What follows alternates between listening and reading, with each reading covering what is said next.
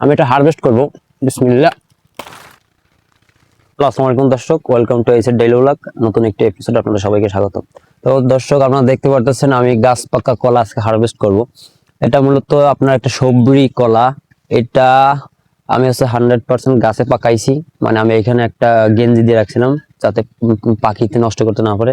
এর জন্য আমি এখানে কলাগুলো আমি এই গাছে পাকাইছি। এখন আমি একটা টেস্ট করে দেখব কি পাকছে ভাই। টেস্ট করি যে আপনার, যদিও সবজি কলা আপনার একটু না মজলে ভালো লাগে না। বিসমিল্লাহ।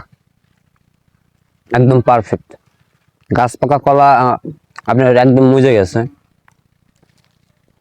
কেমন?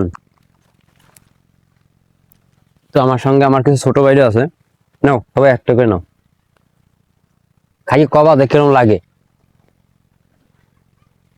হইছে জনে জনে হইছে। আব্দুল্লাহ একটা লাগবে আর বোন না, ওইটা আবার আব্দুল্লাহ দাও। আর বাকি যে কলা আছে এগুলা মূলত আমি আমার বাসায় নিয়ে যাবো ভাই। আপনার ওই কার্বাইড থেকে পাকানো যে কলা, তার থেকে গাছ পাকা কলা যদি আপনি একটা খাইতে পারেন, তার থেকে আপনার মানে ওই কলা আপনি 100টা খাইলে যে উপকার না হবে, তার থেকে একটা কলা খাইলে তার থেকে বেশি উপকার হবে। আর এখন যে কলাগুলো আছে এগুলো আমি 2-3 ফানা 2 ফানা আর কি আমার বাসার জন্য রেখে দেবো। আর বাকি যেগুলো এগুলো আমাদের দোকানে বিক্রি করবো 10 টাকা করে পিস। পাশাপাশি আমার ফ্যামিলির প্রোটিনের চাহিদা হইলো, আমার সচ্ছলতা ফিরলো।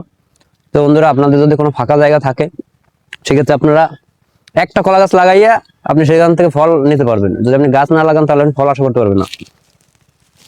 তো এখন মূলত আমি এটা হারভেস্ট করবো। বিসমিল্লাহ।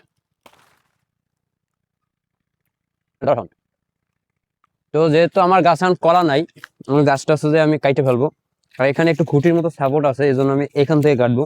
বাকিটুকু আমার খুঁটি হিসেবে সাপোর্ট হিসেবে রেখে দেবো, যেহেতু এখন 2 মাস এই খুঁটিটা সার্ভাইভ করবে। আর যখন আমি এই গাছটা কাটিয়ে দেবো, তখন এই কলা গাছটা অটোমেটিক আস্তে আস্তে বড় হয়ে যাবে, তখন ও আবার ফল দেবে আগামী বছরে। তো আজকের ভিডিও বন্ধুরা এই পর্যন্ত। আমার ভিডিওগুলো যদি আপনাদের কাছে ভালো লেগে থাকে তাহলে অবশ্যই আমার ভিডিওতে একটি লাইক দিয়ে চ্যানেলটি সাবস্ক্রাইব করে দেবেন। আর যদি আমার পেজ থেকে দেখে থাকেন তাহলে আমার পেজটি ফলো দিয়ে যাবেন এবং ভিডিওতে একটি লাইক দিয়ে যাবেন। আমার সাথে কথা হবে অন্য কোনো দিন। সেই পর্যন্ত সকলে ভালো থাকুন। আল্লাহ হাফেজ।